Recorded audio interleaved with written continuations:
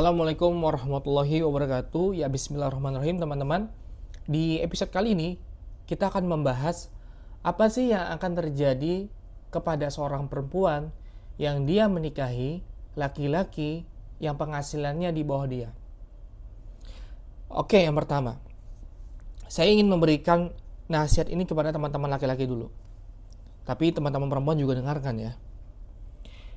Ketahuilah teman-teman laki-laki, perempuan yang dia menikahi laki-laki yang mungkin belum mapan, perempuan yang dia mungkin menikahi laki-laki yang penghasilannya di bawah dia, perempuan yang mungkin dia menikahi laki-laki yang mungkin tidak kaya atau tidak banyak hartanya seperti laki-laki lainnya, itu ada. Perempuan itu ada dan nyata, dan ada di sekeliling kalian.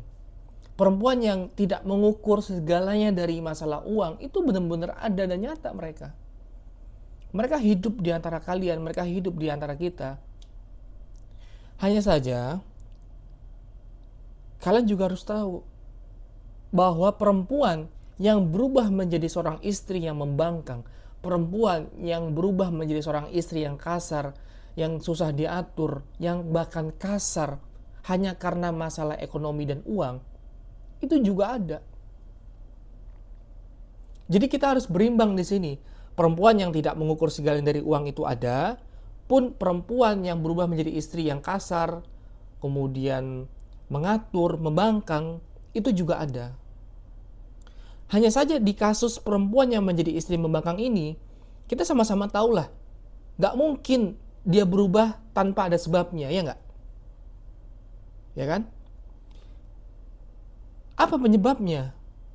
Kalau kita lihat di berbagai kasus, ternyata perempuan ini menjadi kasar kepada suaminya, perempuan ini kehilangan respect kepada suaminya, perempuan ini merasa kecewa dengan suaminya gara-gara suaminya malas mencari nafkah, sehingga wibawa si suami dan sifat qawamnya telah hilang di mata si istri. Itu penyebabnya. Dan saya teman-teman berani menjamin, kalian bisa konfirmasi ke teman-teman perempuan ya, kalau ada seorang laki-laki yang mungkin gajinya atau penghasilannya di bawah si istri atau si perempuan, tapi dia effort untuk mencari nafkah, dia berusaha yang terbaik, kemudian kalau waktu libur dia mungkin mencari sampingan, kemudian dia sering pulang larut malam, kemudian dia berusaha memberikan nafkah yang terbaik kepada istri dan anaknya. Kemudian ketika libur misalnya istri lagi capek, dia memberes-beres rumah, kemudian membantu urusan domestik, cuci piring dan segala macam, membantu ganti popok anak. Saya yakin perempuan yang menikah dengan laki-laki yang seperti itu masih bisa dimaklumi meskipun gaji atau penghasilan di bawah dia. Berarti kasus ketika si perempuan ini menjadi istri yang membangkang, ini kan bukan semata-mata karena masalah nominalnya kurang kan. Nominalnya ada, uangnya ada. Si perempuan ini kan punya gaji lebih tinggi daripada suaminya. Tapi kenapa si perempuan ini berubah jadi membangkang? Ya karena bukan masalah nominal yang kita bicarakan, tapi masalah tanggung jawab, sifat qawam suami yang telah hilang di mata si istri. Itu jawabannya.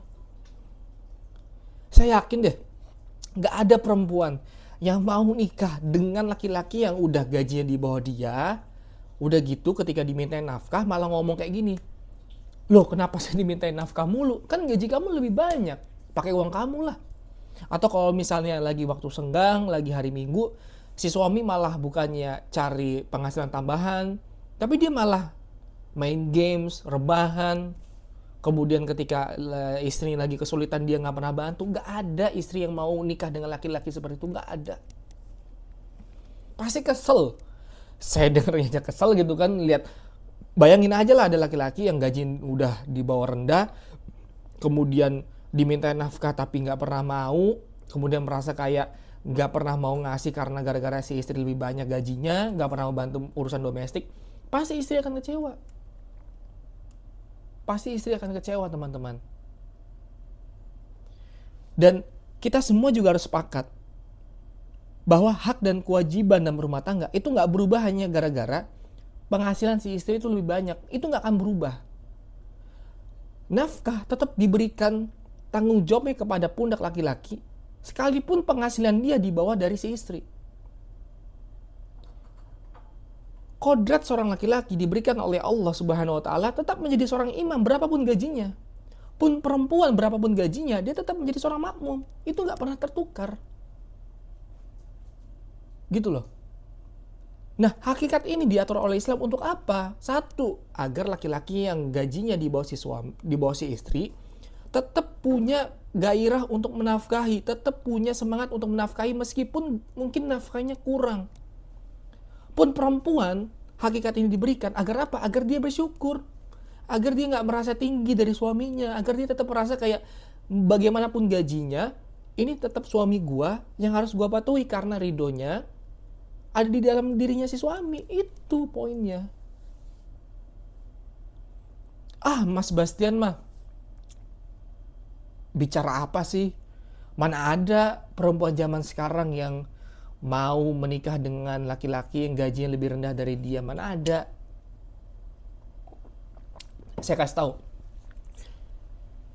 1400 tahun yang lalu ada sosok laki-laki yang sering kita sebut namanya dalam tahiyat akhir kita.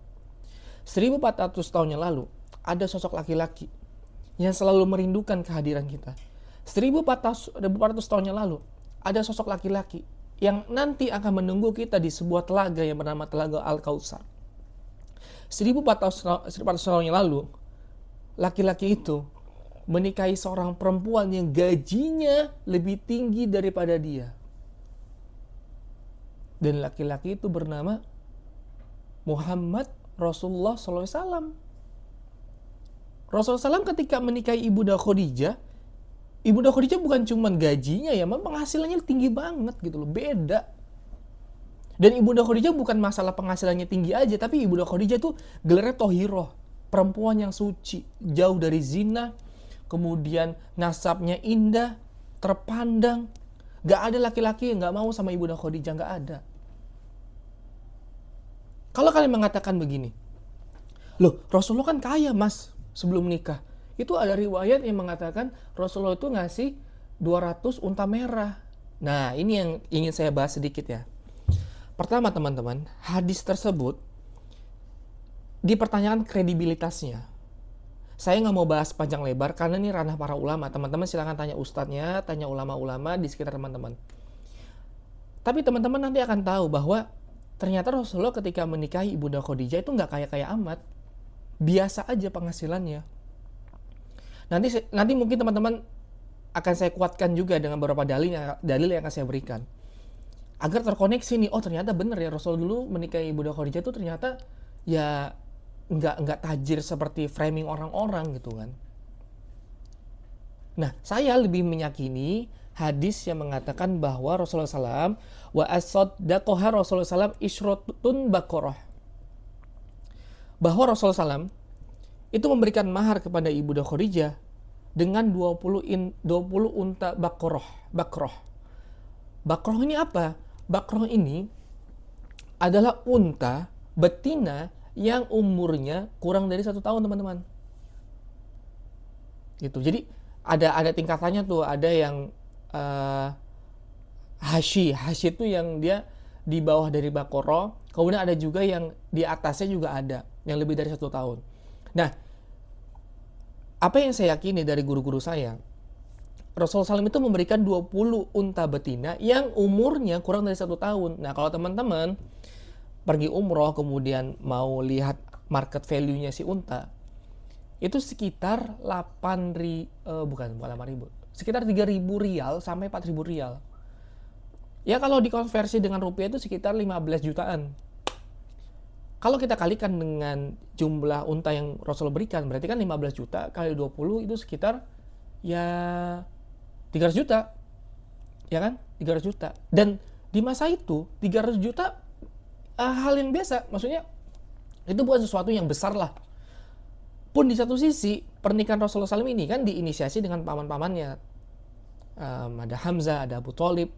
Nanti teman-teman saya kuatkan juga dengan dalil bahwa bahkan maharnya Rasulullah pun itu diberikan utang atau bukan dibayar secara tunai gitu.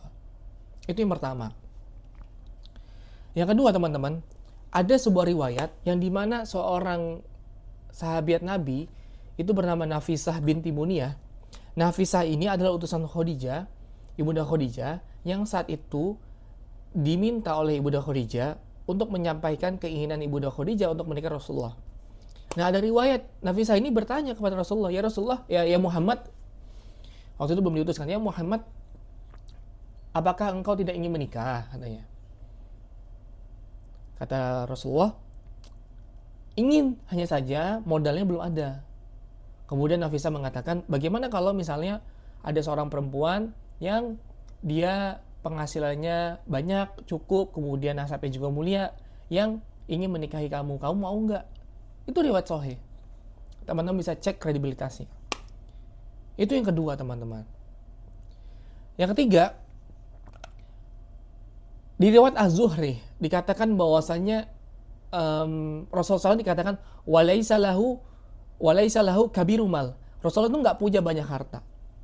Nah, pertanyaannya, bukankah Rasulullah itu berdagang? Bukankah Rasulullah itu punya bisnis?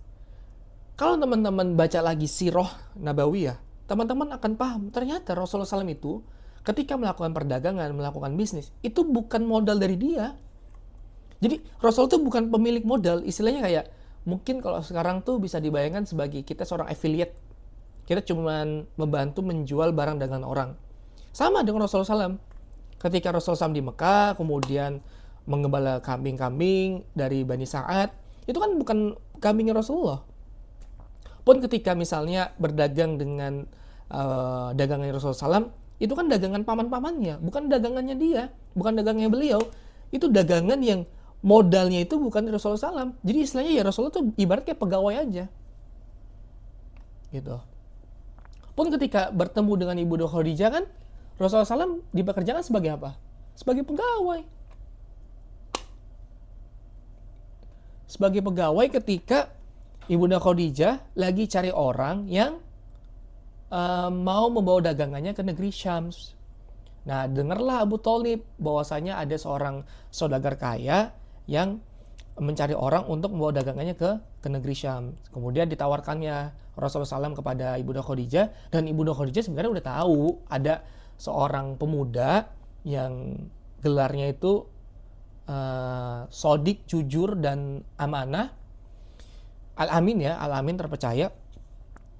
Kemudian beliau dipekerjakan oleh Ibunda Khadijah. Kemudian terlihat memang ketika berdagang ke negeri Syams, balik ke tempat Ibunda Khadijah, itu ternyata untungnya luar biasa banyak gitu.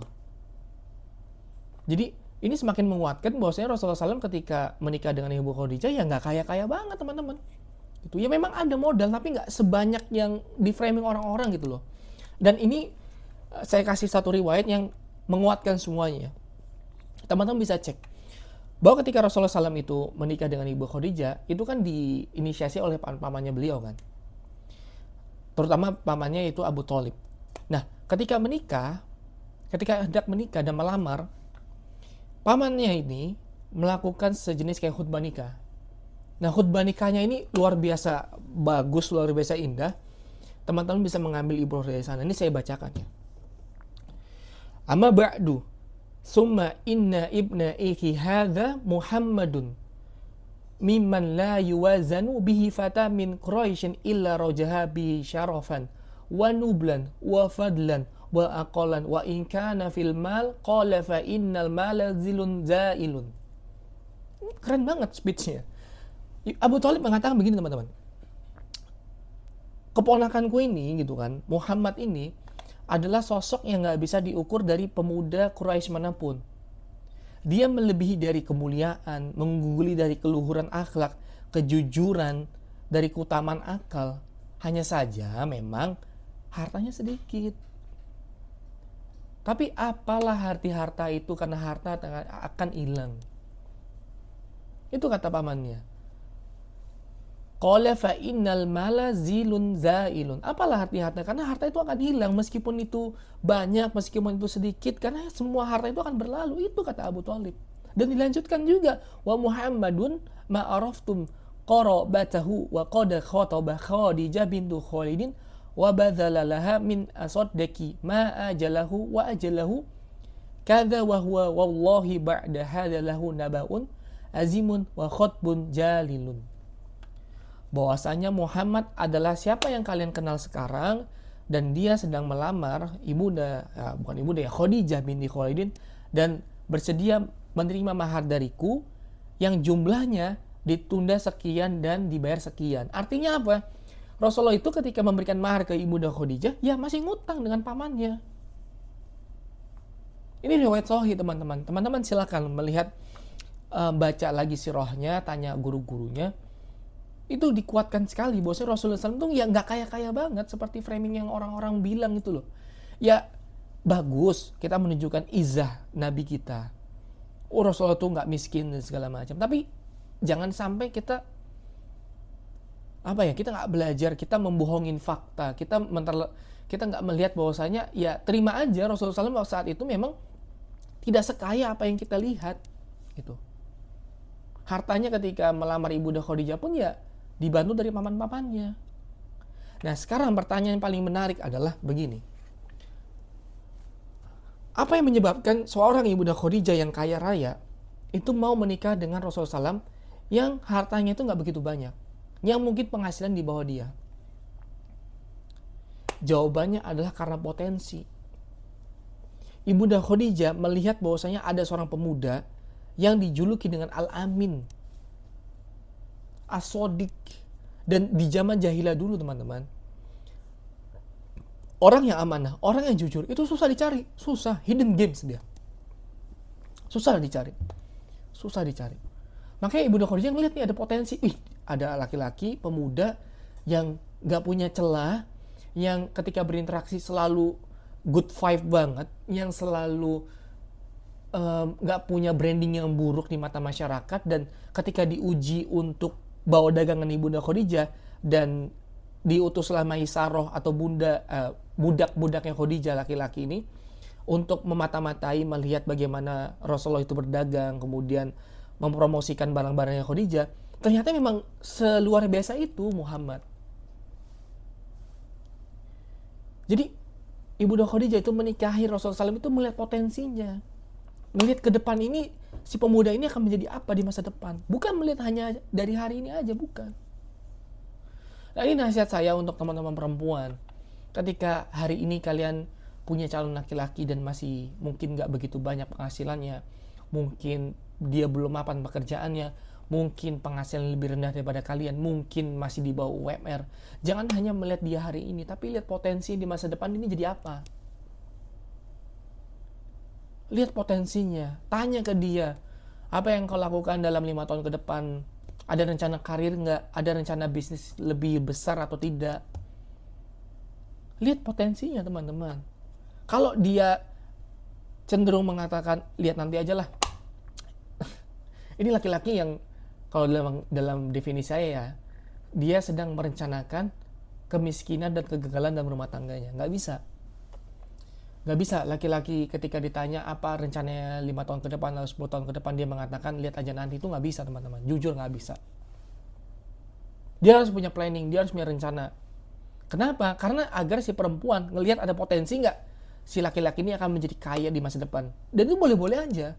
Dia bisa ngelihat nggak si perempuan ini ada nggak potensi dalam laki-laki ini menjadi hartanya melimpah, kemudian berkah. Itu yang perempuan harus lihat. Laki-laki itu boleh miskin hari ini. Laki-laki itu boleh belum mapan. Laki-laki itu boleh tidak berkecukupan. Laki-laki itu boleh gajinya masih di bawah UMR. Tapi lihat potensinya. Ketika ta'aruf, ketika lagi bertemu, tanya gitu loh. Dan kalau si laki-laki ini nggak punya potensi menjadi seorang yang kaya raya, seorang yang mungkin dia sukses di masa depan, ya lebih baik nggak usah dilanjut gitu loh. Dan itu hak kalian sebagai seorang perempuan. Gitu. Potensi teman-teman, lihat potensinya. Lihat potensinya. Apakah laki-laki ini bisa menjadi seorang suami yang baik, ayah yang bertanggung jawab, suami yang punya sifat qawam yang mulia, sifat yang dihormati oleh istri dan anak, ya lihat itu. Kalau dia nggak punya potensi itu, ya buat apa kalian nikah? Itulah mengapa banyak perceraian terjadi hanya karena masalah ekonomi, gara-gara perempuan gak bisa melihat potensi itu. Perempuan ngelihatnya dia hari ini, si laki-laki itu hanya berjanji, kemudian mengucapkan hal-hal yang manis di telinga si perempuan dan merasa kayak, oh ya, kayaknya aku akan baik-baik aja sama dia. Dia mengatakan, temenin aku dari nol ya. Dari nol. Kalau dia malas, gak ada yang dari nol, itu dari minus ke minus. Gitu. Jadi lihat potensinya, lihat konkretnya, apakah laki-laki ini bisa membagikan saya, apakah laki-laki ini bisa bertanggung jawab dengan ucapannya, lihat. Ya. Semoga video ini, episode kali ini bisa bermanfaat untuk teman-teman semua. Kita lanjut ke episode-episode berikutnya. Wassalamualaikum warahmatullahi wabarakatuh.